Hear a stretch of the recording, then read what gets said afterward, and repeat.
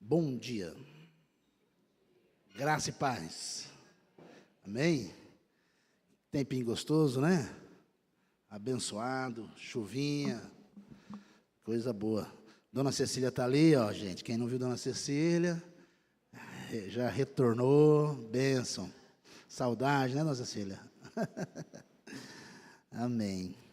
Queridos, então hoje nós começamos damos continuidade à nossa história de Israel, né? Agora vamos trabalhar da monarquia ao reino dividido. Então são 17 lições importantes que nos ajudam, né, a entender a história do povo de Israel. Então aí tem a nossa revista na tela. Deixa eu ver se está sanfonando. Tá, isso. Está funcionando. Tudo certo. Beleza.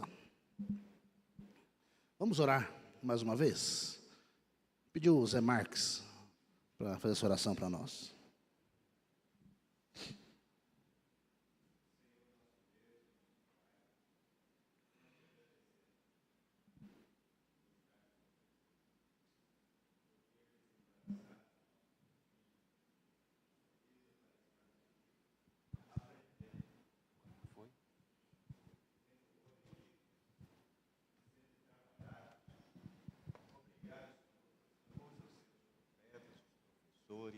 Os pregadores, a fim de que sejam canais que o Senhor usa para trabalhar o nosso coração.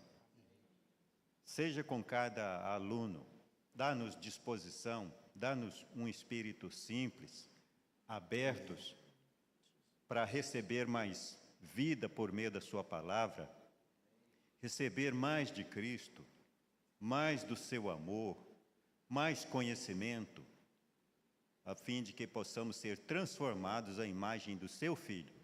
Seja com o pastor, o teu servo, usa-o nesse instante, dando-lhe um coração fiel a ti, sendo um canal de bênção para todos nós nesta manhã.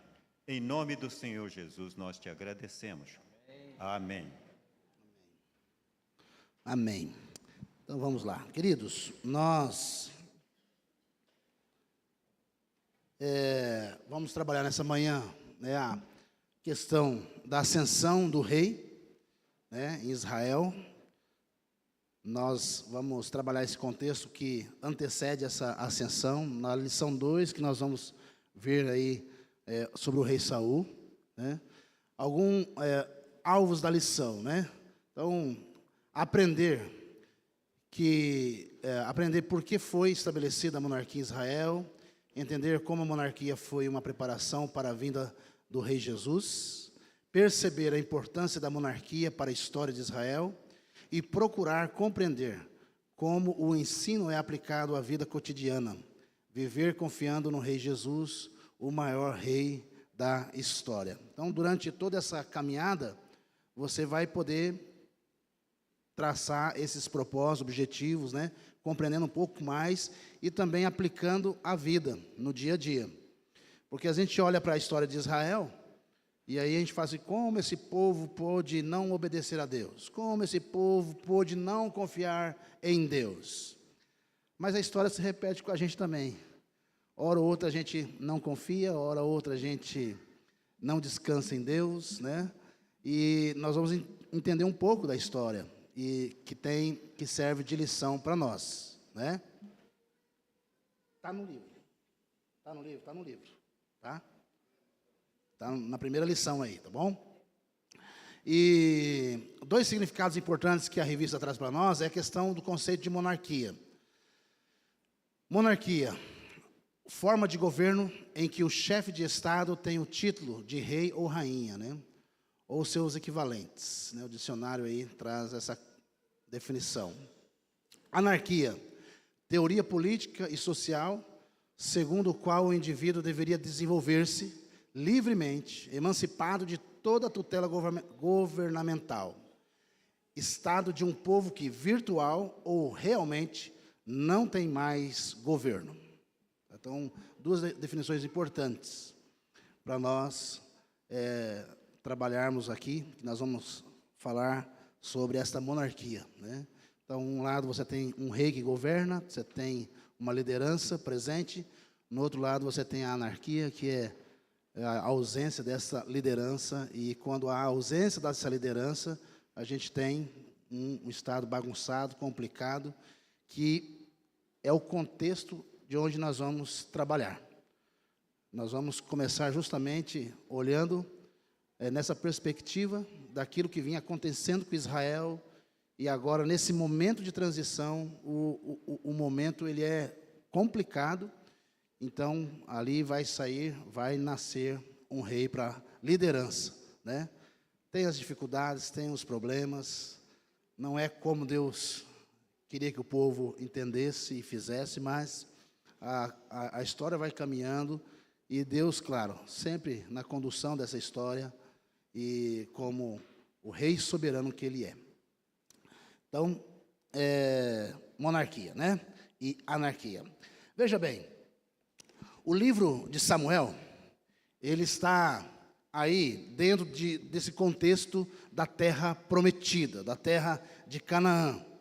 Logo depois da morte de Moisés, então Josué assume a liderança, né? Josué vai assumir a liderança, o comando, e eles vão conquistar a terra prometida, vão conquistar a herança prometida com as campanhas de conquista. Foi o que nós estudamos lá de trás, né?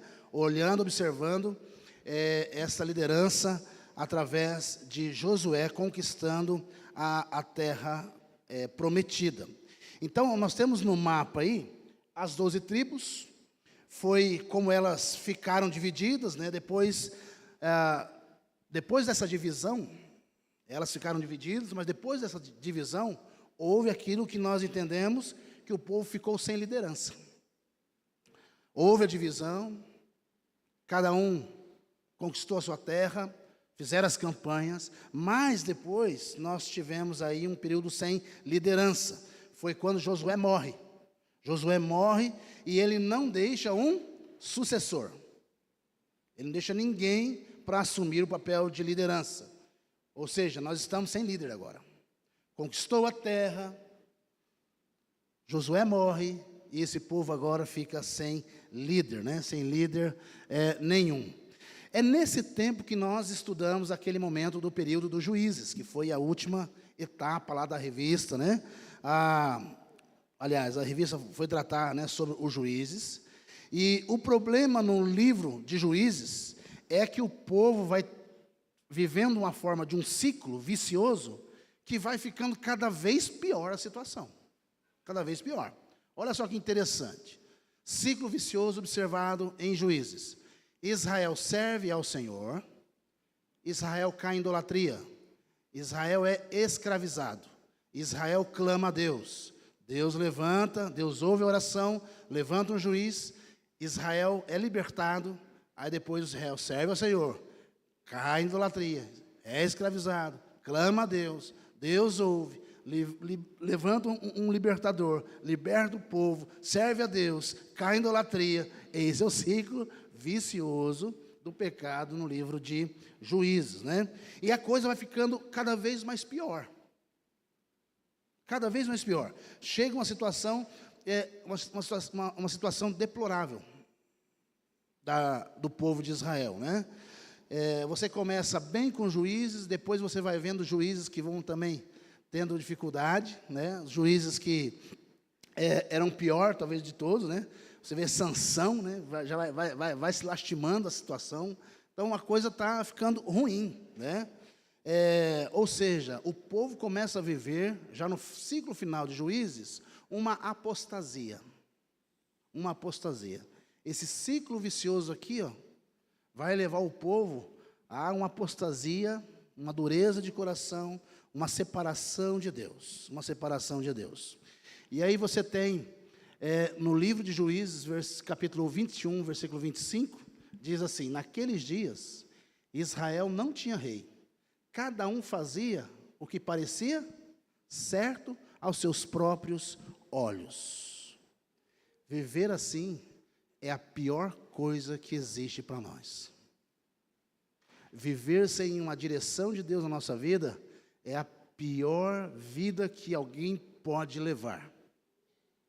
Fazer o que eu acho que é certo, fazer o que eu acho, o que eu sinto, né? E a gente não precisa falar isso longe, fora do arraial nosso. Nós estamos falando dentro do nosso arraial. Aqui é o povo de Deus. Aqui somos nós. Nós. Volta e meia a gente é tentado a viver de acordo com aquilo que está certo para mim.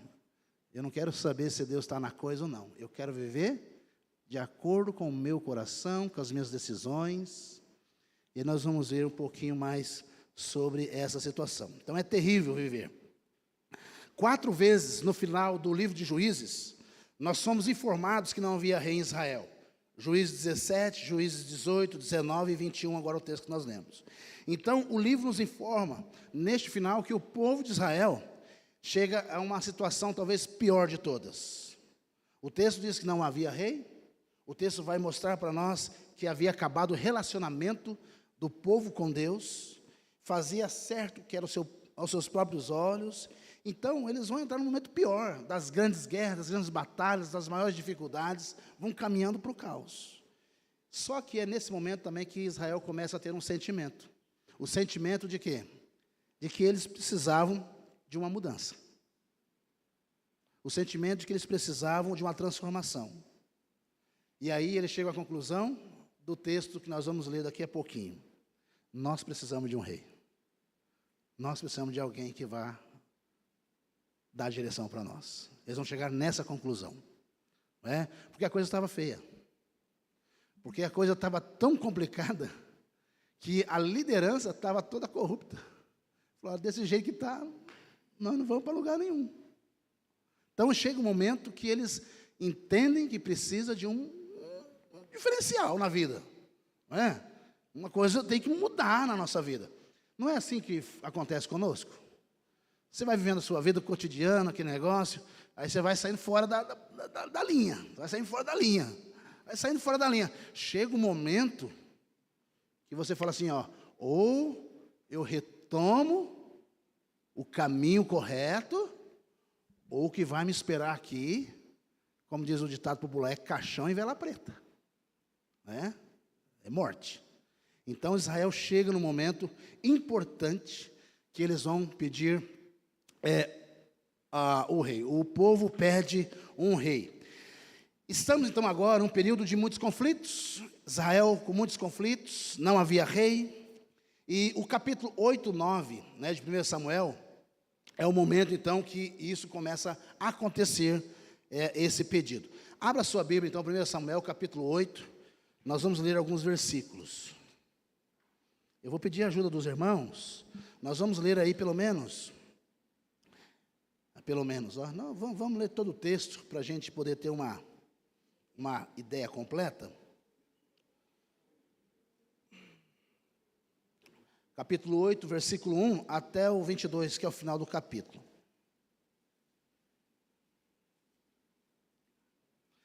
Vamos fazer assim? Eu vou ler o primeiro. Aí cada irmão pode ler um versículo, tá? Até o 22. Então eu vou ler o 1, aí outros irmãos vão lendo. Se 2 irmãos começarem a ler, leem juntos, dê as mãos e lê junto. Bem bonito, tá? Bem alto, bem bonito. Diz assim, 1 Samuel 8, versículo 1 em diante, até o 22. É o capítulo todo. Tendo Samuel envelhecido, constituiu seus filhos por juízes sobre Israel.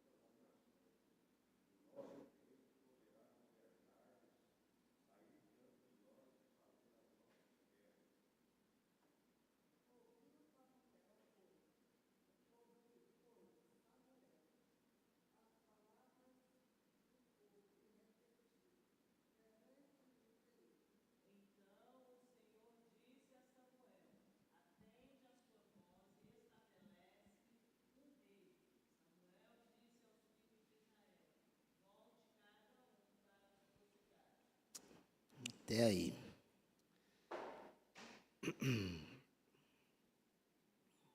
Eu não sei se eu tenho um slide aqui. Isso. Então, Samuel fica idoso.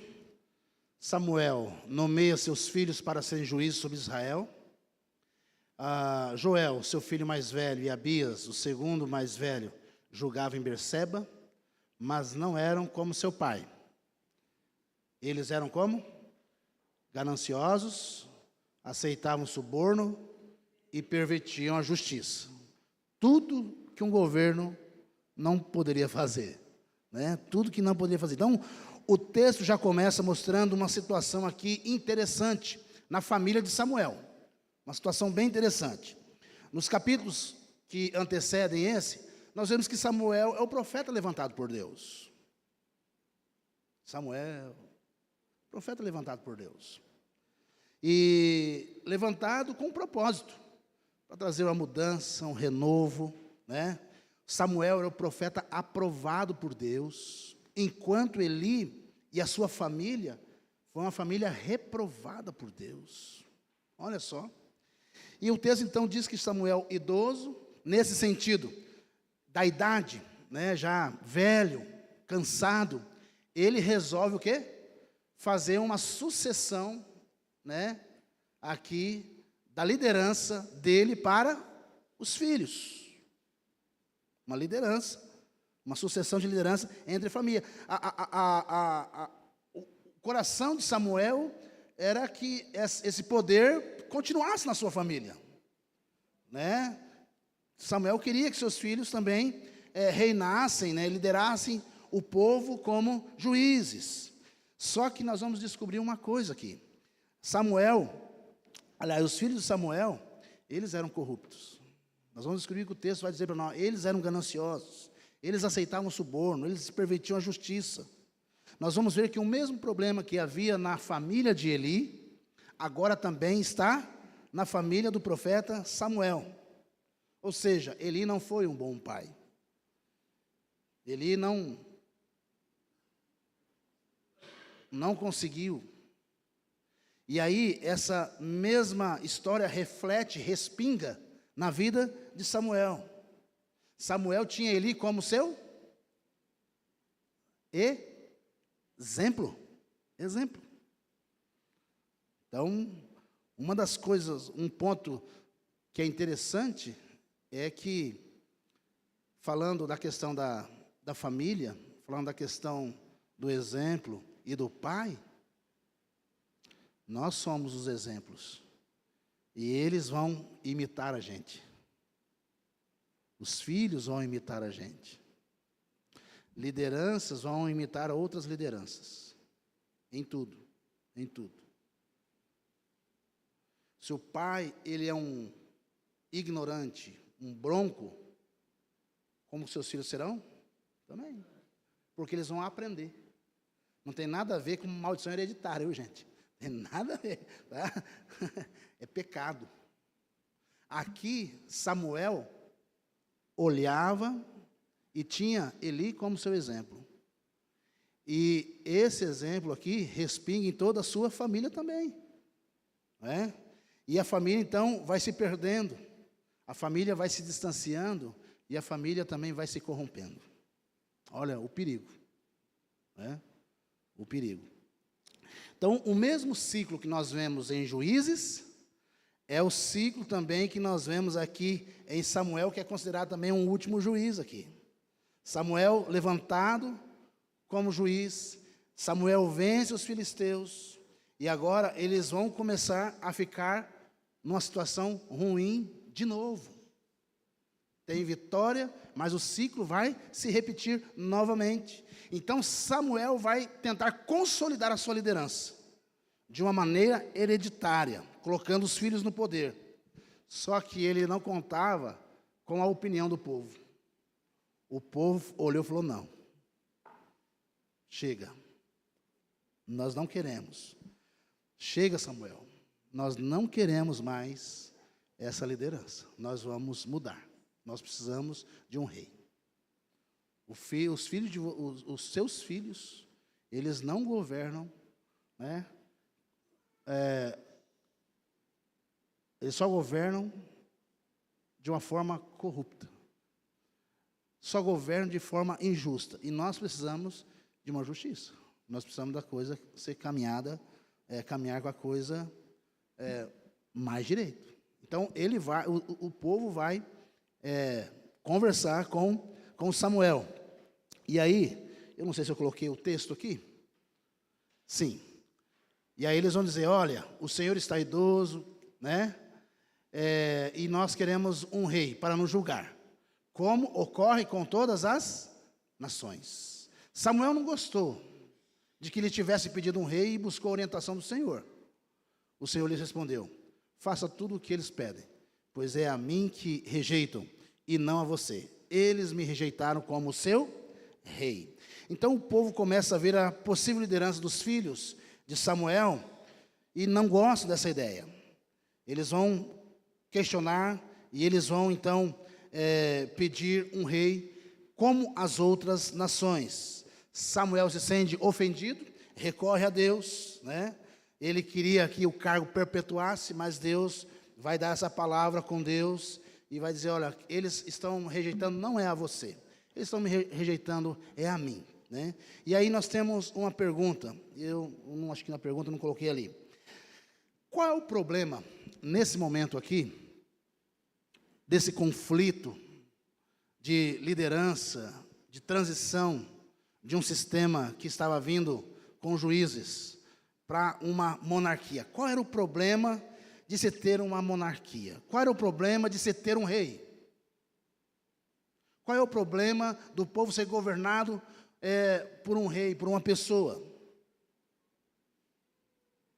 Qual seria? Teria algum problema? Pensa um pouquinho. Tem algum problema o povo ser governado por um rei? Eles estavam diante de uma situação. Oi? Nesse caso que tinha.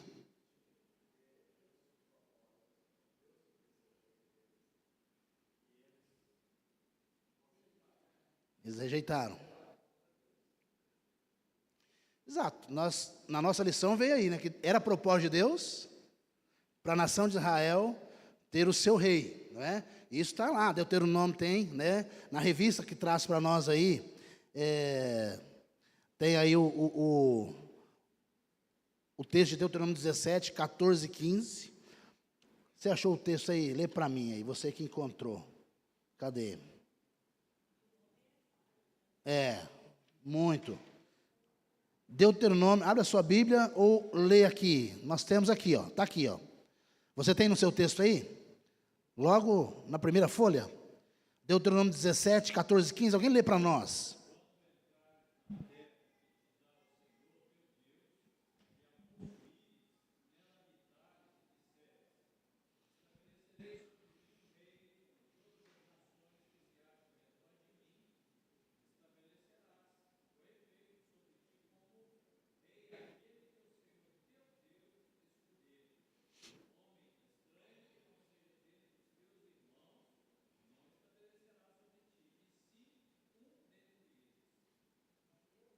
Está vendo?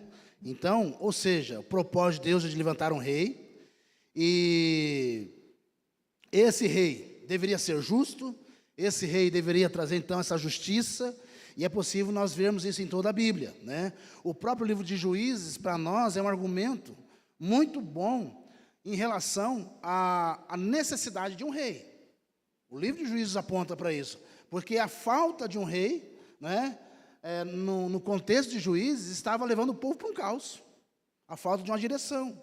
Então, um rei nesse momento seria bem melhor, seria bom, seria uma liderança consolidada para a nação de Israel.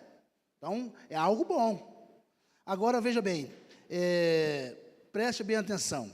Mas por que Deus parece que rejeita agora essa ideia, né? Dá a ideia de que Deus está rejeitando essa ideia. Porque Deus disse para o povo: eles não estão me rejeitando a você, eles estão me rejeitando a... Por quê? Né? Aí nós vamos descobrir que o problema aqui, respondendo à pergunta, se um rei era bom, um sistema monárquico era bom, a monarquia era boa, nós podemos dizer o seguinte, que o problema não era o rei em si, não era o rei em si, um reinado. O problema não é uma monarquia estabelecida, não é. A gente vai descobrir na palavra de Deus, em todo o seu contexto, e vamos entender que Deus não está muito preocupado sobre qual é a forma do sistema de governo. Entendeu como é que é? Deus não está muito preocupado qual é a forma, como esse povo vai ser liderado. Se ele vai ser liderado por juízes, se ele vai ser liderado por uma monarquia. Deus não tem essa preocupação de como vai ser o sistema de governo, a priori. O que Deus está, talvez aqui, mais preocupado, seria que nós deveríamos entender que Deus está preocupado com o coração do líder, com as motivações do líder. A princípio, a preocupação de Deus é que esse líder pudesse refletir os princípios de Deus, pudessem governar segundo a vontade de Deus. Pode ser qualquer sistema. Nossa realidade, presidente, né? Ou um rei, né? Olhando para as igrejas, né? Nosso sistema é um sistema presbiteriano, administrativo, representativo, democrático, vamos pensar nesse sentido. Mas você tem uma igreja também que é congregacional, episcopal e assim por diante. Deus não está preocupado com isso. Isso aí, o que Ele quer é que essa liderança reflita a sua vontade. e que seja um coração voltado para Deus. Então não é uma monarquia em si. O problema é que o povo chega em um momento que o povo está pedindo um rei errado, com as motivações erradas. Esse é o problema. Esse é o problema que nós temos aqui. O povo pedindo um rei errado, com as motivações erradas. Lembra lá quando foi a escolha de Davi? E aí Deus disse para o profeta: olha, eu não vejo como vocês veem. Eu vejo é o coração. Eu não vejo um rei belo, bonito, uma voz imponente. Não, eu vejo o coração. Às vezes, a forma de nós levarmos a vida, a forma de nós conduzirmos a vida, às vezes não tem muito a ver com aquilo que Deus espera de cada um de nós. Não tem. O que Deus está buscando é um coração contrito, quebrantado. É isso que Deus espera e é isso que Deus busca em nós. E especialmente na liderança. Especialmente no texto que nós vemos aqui. Há um autor que ele... Ixi, o que eu fiz, gente? Aqui. Ele diz o seguinte, em relação a esse contexto. Os israelitas decidem que querem o que as outras nações têm.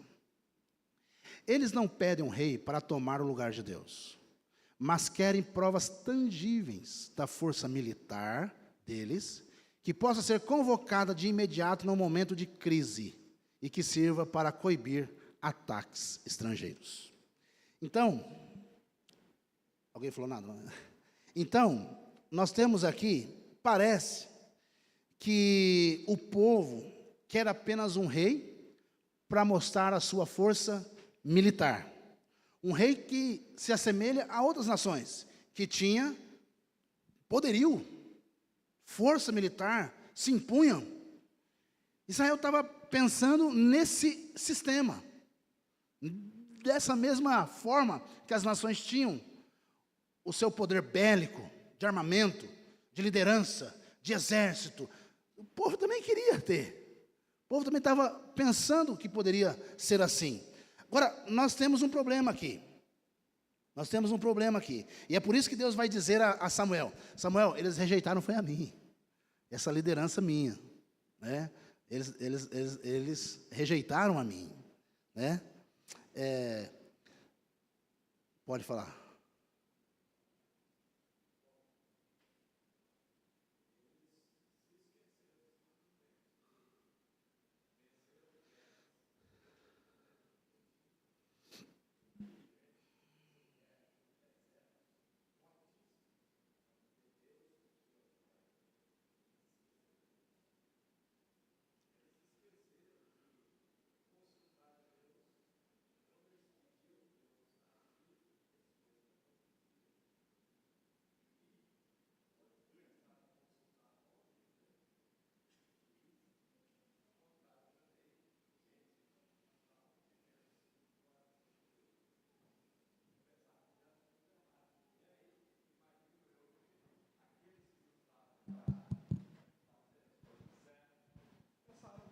Se entristeceram com aquilo, né? E aí achou que tinha que haver uma mudança. E essa mudança também não buscaram em Deus, né? Exato. Eles foram lá reclamar, certamente, a Josué, que os filhos dele não estavam agindo direito, não estavam cumprindo, né, o que deveria ser. E aí a coisa foi distorcendo para o outro lado, né? E Deus, então, se sentiu rejeitado. É interessante, porque que o autor coloca algo que acontece com a gente, né? A gente acha que tudo aquilo que a gente conquistou foi nossa força, foi nosso braço, foi nós.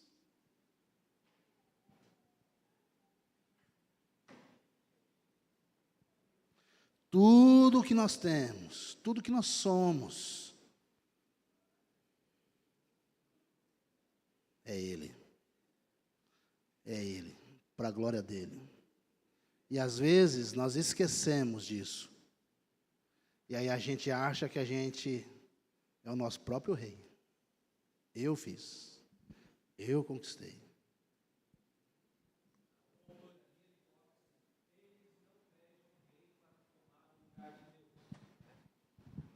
Eles não pedem um rei para tomar o lugar de Deus. Eu acho que isso não é verdade. Por quê?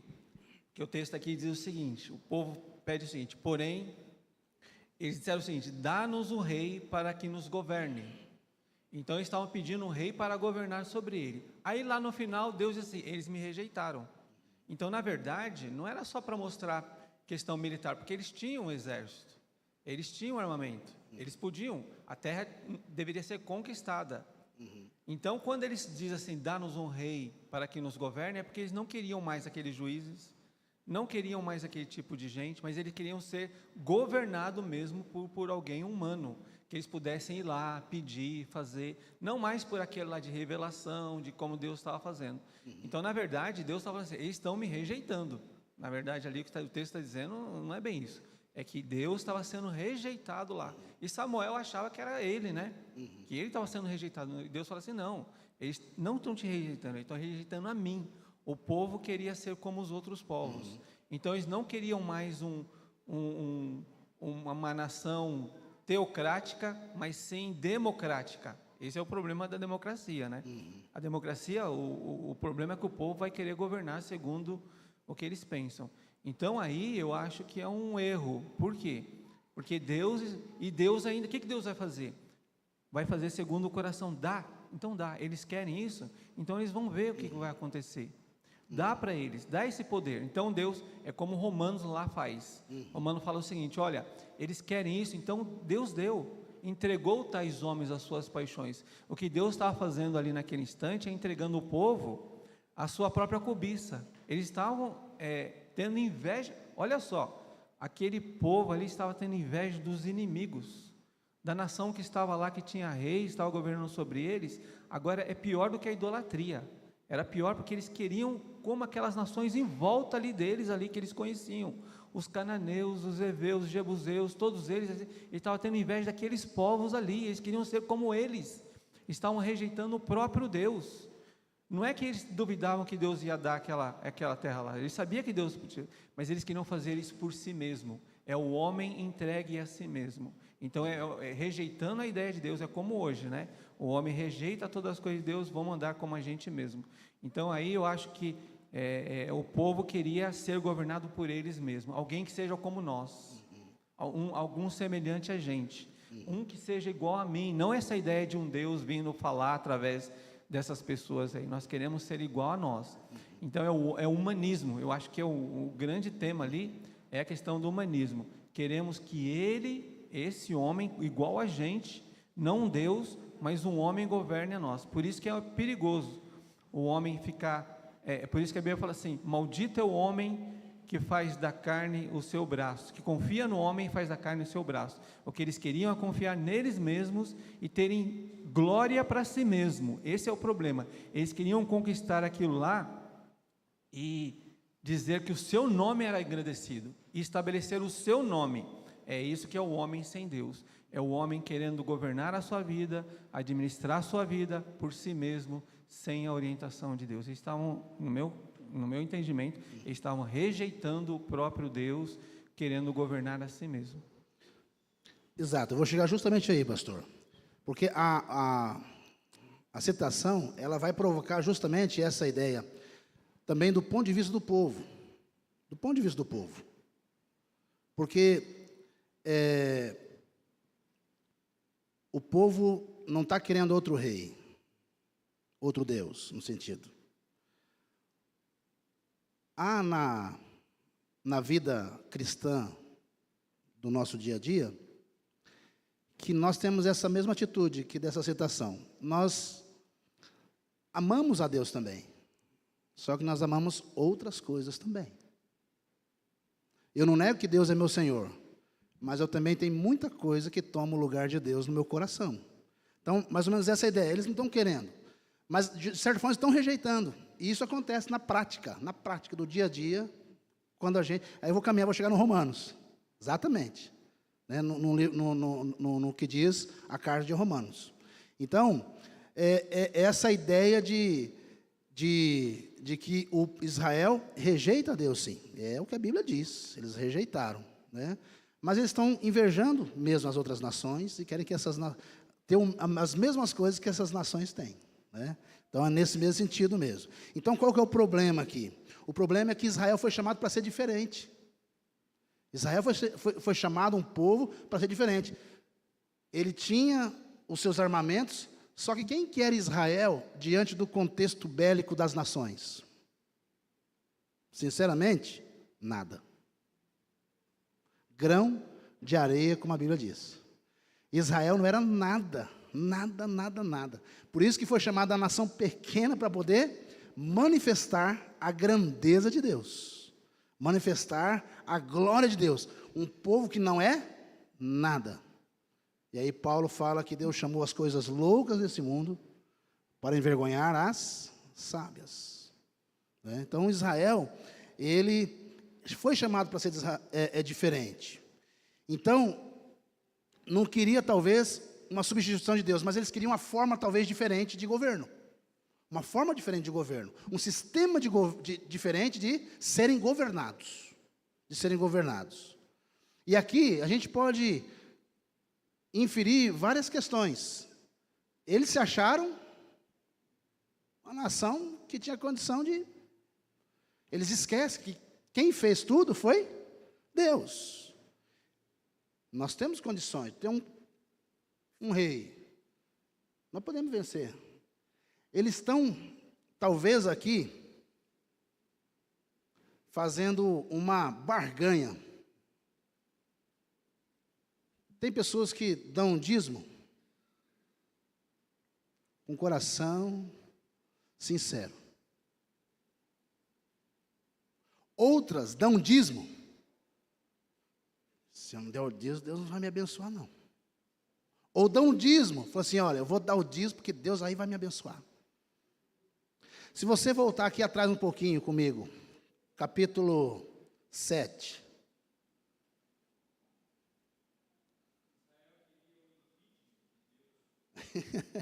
O impeachment de Deus. Se você olhar aí comigo, quer ver? Deixa eu...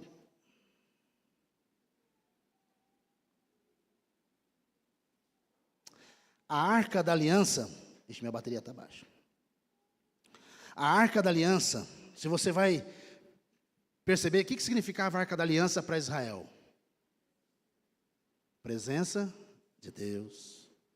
A Arca da Aliança, onde ela ia, era a vitória de Deus. Mas no contexto anterior aí, você vai perceber que quando Israel vai para a batalha contra os filisteus em Ebenezer, eles vão o quê? Perder a guerra. Perder a guerra. Eles perdem a guerra. A confiança que eles tinham na arca agora decepciona. Decepciona eles. Aqui é só um comparativo para dizer o quê? Esse Israel, eles estavam querendo caminhar por vistas e não pela fé. Eles tinham essa arca como um amuleto mágico. Onde ela fosse, era vitória. Então vem um rei perto de nós levamos a arca, nós podemos controlar Deus. Nós vamos controlar Deus. Porque onde essa arca for, só que aí eles se decepcionaram aqui. Por quê? Porque a arca estava com eles, mas eles perderam a batalha. Deus não pode ser controlado por ninguém. É Ele quem controla todas as coisas. Então Israel se decepciona, e nós podemos talvez inferir também questões desse sentimento, né?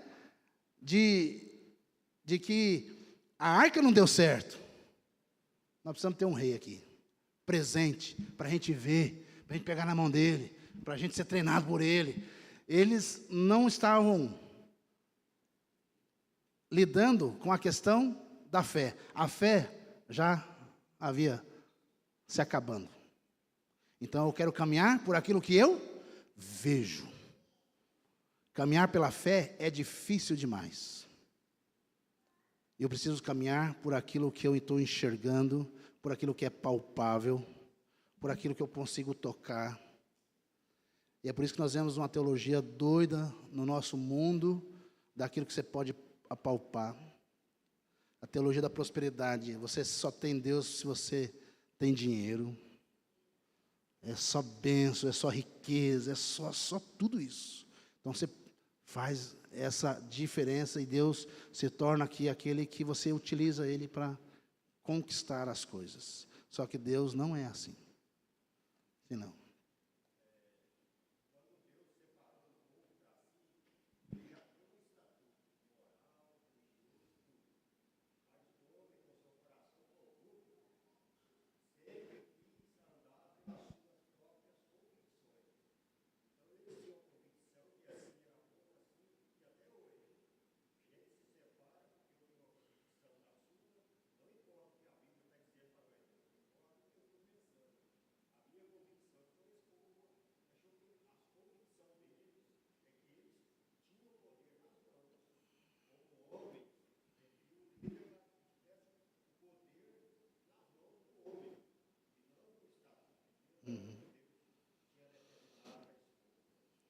É, exato.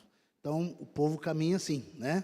Eles vão rejeitar de fato Deus. Eles vão, mas eles querem alguém que governe como outras nações, tangível, né? Que eles possam ver, que eles possam sentir.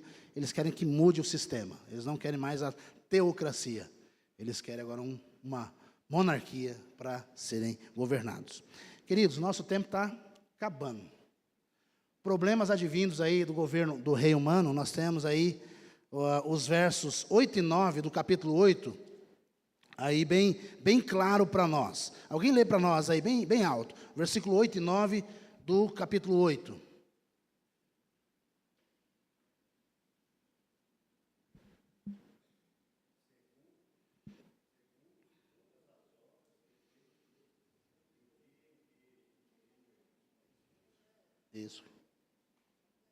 Isso mesmo. 8 e 9.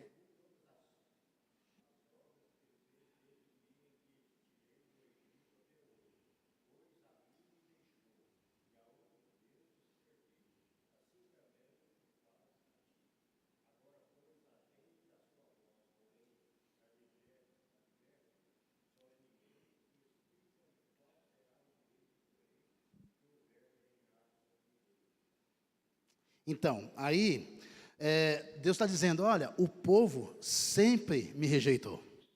Sempre me rejeitou. Esse povo sempre quis distância de mim. Isso aí, desde o Egito, essa história vem. Me rejeitando, o tempo todo, né? Gente, sinceramente, a gente faz isso da mesma forma. A gente faz isso do mesmo jeito. A gente troca Deus por qualquer outra coisa. Somos tentados.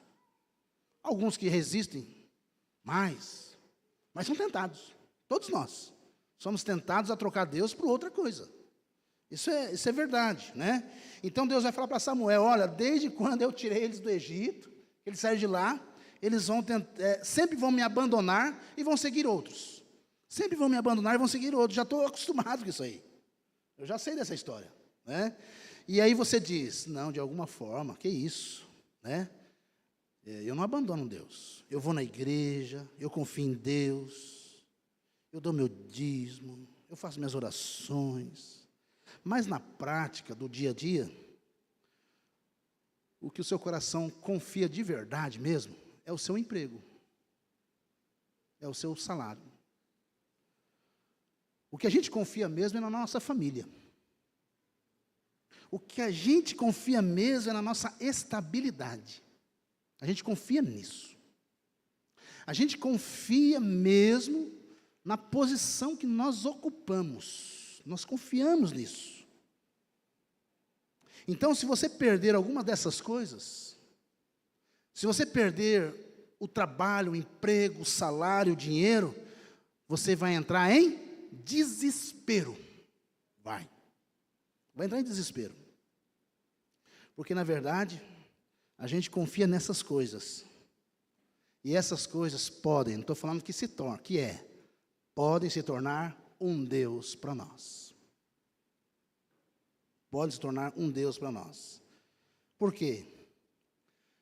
é um Deus que a gente deposita toda a nossa confiança. Se o salário, se o governo não paga lá, né, nossa aposentadoria, se o patrão atrasa salário, se a coisa caminha, né, a gente fica desesperado, a gente fica desestabilizado. Você já passou por uma situação dessa? Eu já passei. Já. Se o salário não vir, né, Ailton? Lembra?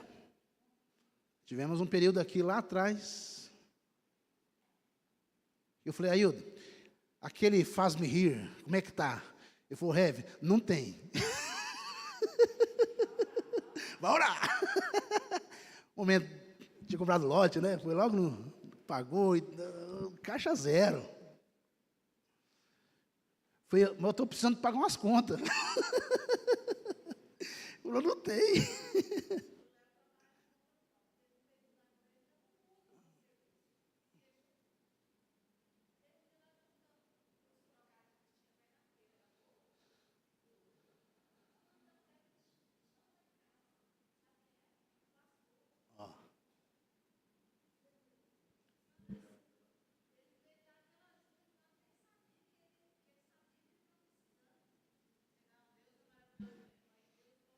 Deus move. Quantas experiências, hein?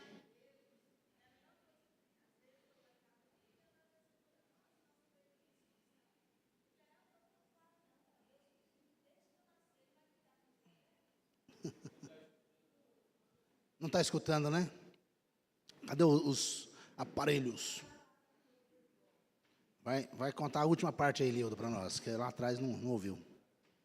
Eu estou falando assim, que teve uma vez que a gente estava que nem o pastor, porque quem trabalha por conta própria igual o Léo, nem todo dia tem dinheiro. Aí um dia a gente contou os trocados para ir na feira e não dava para ir na feira. E de repente, foi assim, na hora de ir na feira, o pastor chegou lá em casa. E a gente sempre orava com esse pastor, né, o pastor André, lá de Goiânia. Inclusive ele orava, ele falava para nós, não sei se eu oro para vocês ir ou para vocês ficar. E ele bateu na porta e levou o dinheiro que a gente estava precisando. Sabe assim, eu falei, gente, como é que Deus faz uma coisa dessa assim? Eu sei, é coisa de Deus, né? Então eu falo assim, eu não me preocupo, às vezes eu falo, como vai ser minha velhice, tá? Mas não me preocupo, porque Deus cuidou de mim desde que eu nasci, Ele vai cuidar no fim também. Então isso que o pastor falou é muito importante. Independente se você tem dinheiro, se você tem saúde, se você tem família, confie em Deus. Porque se você confiar em Deus, o resto é fácil. Então, isso é importante, essa questão da confiança. A gente deixou de entender que Deus é Senhor da história, da nossa vida, deixamos de amar Deus? Não. Às vezes a gente só volta a nossa confiança para outra coisa. Mas a gente continua sabendo que Deus é Deus, que Ele é Senhor. E Ele vai nos ensinar a confiar nele, né? Ele vai nos ensinar a confiar nele. Foi a mesma coisa que aconteceu em Israel. Eles não confiavam mais nessa ação de Deus. Eles perderam a batalha. Eles queriam outra forma, né? E então eles não confiavam que Deus ia proteger eles mesmo. Estava rejeitando. Não estava confiando mais na segurança de Deus. Eles estavam querendo confiar num rei que eles podiam ver. Eles podiam ver. Do que confiar num Deus que não via. Que não via. Acontece com a gente isso aí.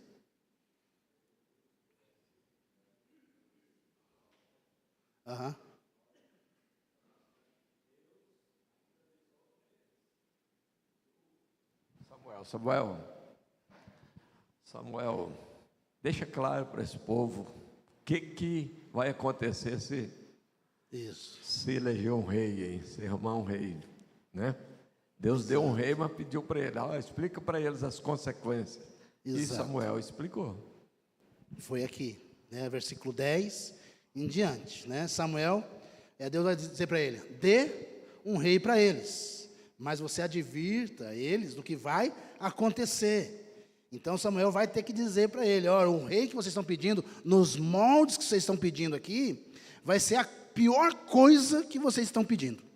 E vai ser a pior decisão de Deus deixar vocês e atender o pedido de vocês, né? Por quê? Porque o rei seria o quê? Opressivo. O rei seria ruim para o povo, o texto de versículo 10 a 18 vai dizer, certamente você já leu esse texto, nós lemos, não lemos? Nós lemos o texto aqui agora pela manhã, e vai falar, o texto vai dizer, ó, ele tomará isso, tomará aquilo, tomará isso, tomará aquilo, vai pegar vocês, vai fazer isso, vai fazer aquilo, vai oprimir, é o que vai acontecer. E aconteceu? Aconteceu. Foi a causa da divisão do reino lá na frente. Então, a coisa só foi piorando. A coisa só foi piorando. De 12 nações vai restar 2. De 12 tribos vai restar 2. Para poder contar a história. Né? E quando esse dia chegar, vocês vão me lamentar, mas eu não vou escutar nada. Rapidinho aqui, até o 18, isso. Principais resultados encontrados aqui na questão tributária do nosso país. Olha só a questão do sistema político, como é que ele é opressor, né? Entre os 30 países com a maior carga tributária, o Brasil continua sendo o que proporciona o pior retorno dos valores arrecadados em prol do bem-estar da sociedade. A Irlanda, seguida pelos Estados Unidos, Suíça, Coreia do Sul e Austrália, são os países que melhor fazem a aplicação dos tributos arrecadados em termos de melhoria da qualidade de vida dos seus cidadãos. Então, nós estamos num país que não está nem aí para nós, é só tributo, tributo, tributo, nós não conseguimos pegar nada para trás. Só ladeira abaixo, né? O Brasil, com arrecadação altíssima e péssimo retorno desses valores, como último colocado, fica atrás, inclusive, de países da América do Sul, como Uruguai e Argentina. Isso aqui é um dado de uns 5 anos atrás, né? Mas acho que não mudou muita coisa, não. Queremos um rei. Aqui, irmãos, ontem à noite, era mais ou menos meia-noite e pouco, eu peguei esses dados aqui, dos tributos que nós já pagamos do começo de janeiro, dia 1º de janeiro, até dia 2, na realidade até dia 3, né? Que foi meia-noite, então até dia 3. Então eu vou ler aqui, que é muito número. Olha só, 2 trilhões, 24 bilhões, 595 milhões, 500 mil, 438 reais e 56 centavos. Até onde? Só que você colocar lá no custômetro lá, isso não para. Isso aqui já mudou. Ele vai a noite toda contabilizando ali, não para, né? Impostômetro. Isso, impostômetro. Então, veja só a seriedade. Samuel diz, e Samuel pega, provavelmente no particular, Samuel disse mais ou menos isso aqui, né? E aí, vocês querem um rei? Vocês estão entendendo que um rei irá trazer de consequências para vocês? Vai tomar. Depois de tomar, vocês se tornarão escravos dele. Então, é o rei que vocês querem. Então, vai ser um rei que vai oprimir, vai trazer injustiça, pois ele não será justo. Ora, eles estavam olhando para os filhos do menino, eles não são justos. Mas eles querem um rei que vai caminhar também para pior. Para pior. E aí, nesse sentido, queridos, que eu quero terminar aqui, porque nosso tempo já foi, a lição vai trazer para nós, que nós descobrimos, na palavra de Deus, que o rei justo não é o rei que toma.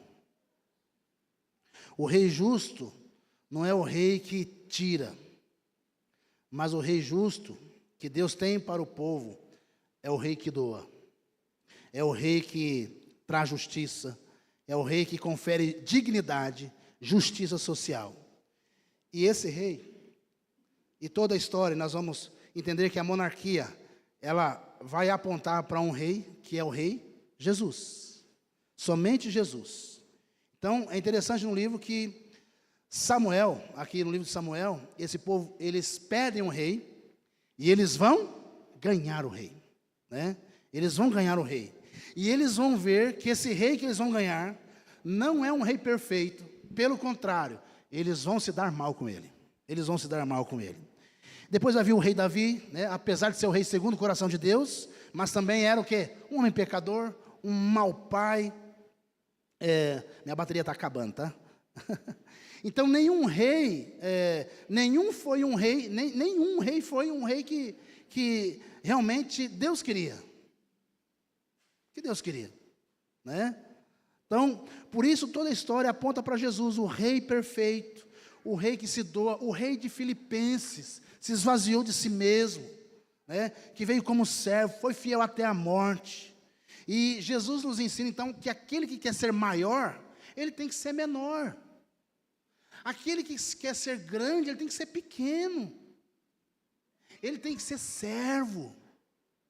Ele tem que ser humilde, ele tem que servir as pessoas. Ele tem que lidar com humildade com as pessoas. Ele tem que trabalhar, ele tem que edificar dentro desse reino de uma forma humilde. Então, é o rei que nos deu. Jesus é o rei que não toma, que não toma, que não toma. Jesus é o rei que se entregou por nós na cruz, que se doa, que se entrega por amor de nós. Esse é o rei que nós precisamos. Esse é o rei que nós queremos. A dinâmica do reino de Deus é contrária à monarquia humana. Maior é quem serve. Maior é aquele que serve, né? A nossa confissão de fé de Westminster, Rei Perfeito, ela vai trazer para nós 3 cargos principais. Ô Guto, 2 minutinhos? Aí você multiplica por 10 esses 2. 3 cargos principais para o povo de Israel no Antigo Testamento. A função de profeta, sacerdote e rei, né? Esses eram os ofícios. E aí, o profeta comunica a mensagem de Deus ao povo. Essa é a função do profeta. Sacerdote oferece sacrifícios, orações, louvores a Deus em favor do povo. E o rei? O rei governa o povo como representante de Deus. 3 figuras importantes no Antigo Testamento: profeta, sacerdote e rei. Não é? Desde a reforma, nós, cristãos, falamos sobre a obra de Cristo nesses 3 ofícios. Cristo, ele foi perfeito profeta, perfeito sacerdote e o perfeito rei, né? Alguns vão dizer que Martim Lutero falou muito sobre esses 3 ofícios, mas quem mesmo emplacou esses ofícios foi João Calvino, né? Nas suas Institutas. Nas Institutas do volume 2, capítulo 15, João Calvino vai sistematizar essa doutrina, essa teologia, e nós vamos falar esse tríplice ofício de Cristo. Passa a ser visto por nós de uma forma constante, né?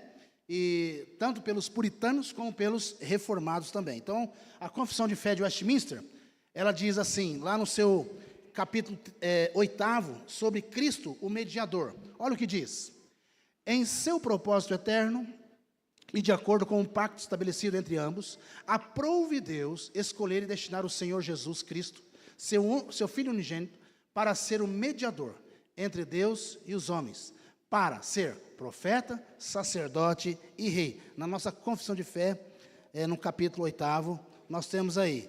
E aí nós temos alguns textos também que são importantes, linkado com a confissão de fé. Atos 3:22.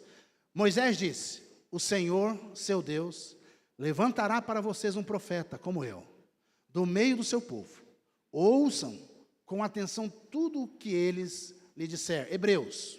Por isso Cristo não tomou para si a honra de ser sumo sacerdote, mas foi Deus que lhe concedeu essa honra, dizendo: você é meu filho, hoje eu gerei. E em outra passagem diz: você é sacerdote para sempre, segundo a ordem de Melquisedeque. O último texto, tem mais 2 textos, vai falar sobre rei. Ele diz: estabeleci meu rei no trono em Sião, em meu santo monte. Lucas: ficará grávida e dará à luz um filho, e o chamará Jesus. Ele será grande e será chamado Filho do Altíssimo. O Senhor Deus lhe dará o trono de seu antepassado Davi, e ele reinará sobre Israel para sempre. Seu reino jamais terá fim. Glória a Deus. Glória a Deus. Jamais terá fim o seu reino. É o reino que nós precisamos, é o rei que nós precisamos. Então, esses ofícios, profeta, sacerdote e rei, vai descrever, então, essa obra de Cristo para nós. Não vou detalhar mais aqui, nosso tempo já foi, né? Vamos.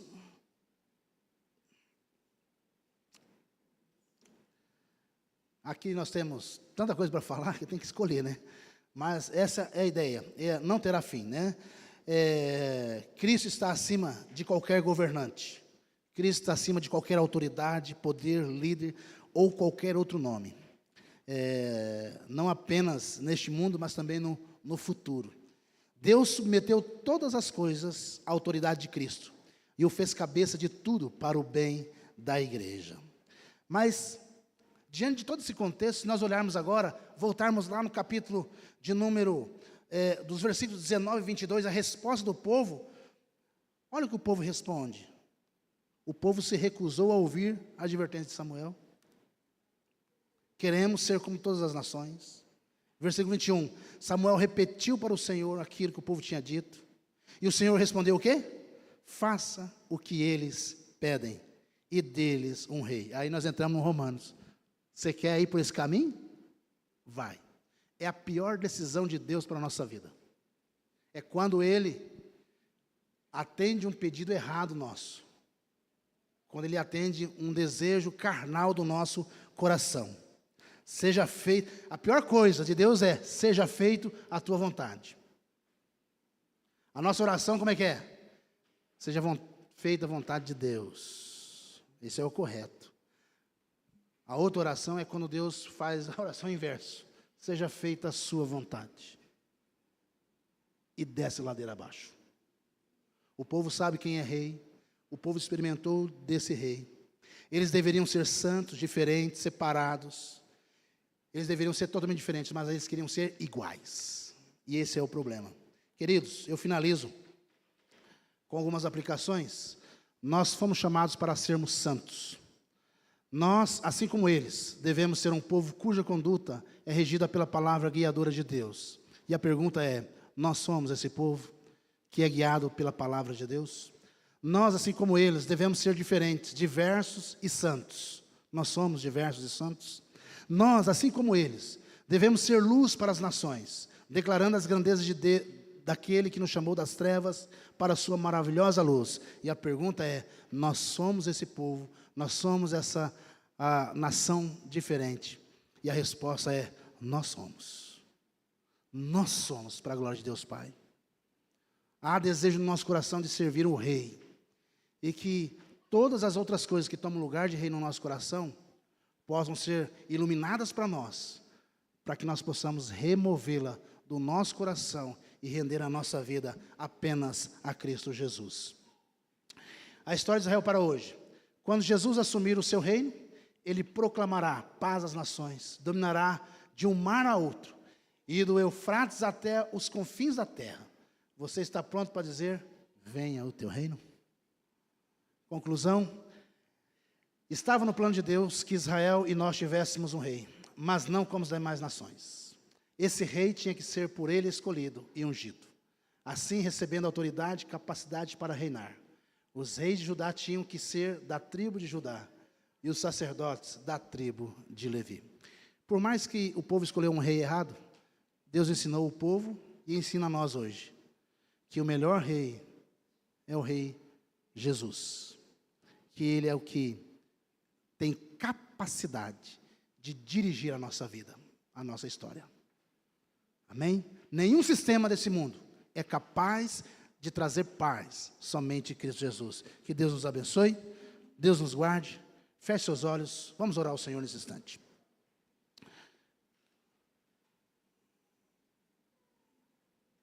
Convidar o pastor Perrim para nos conduzir nessa oração.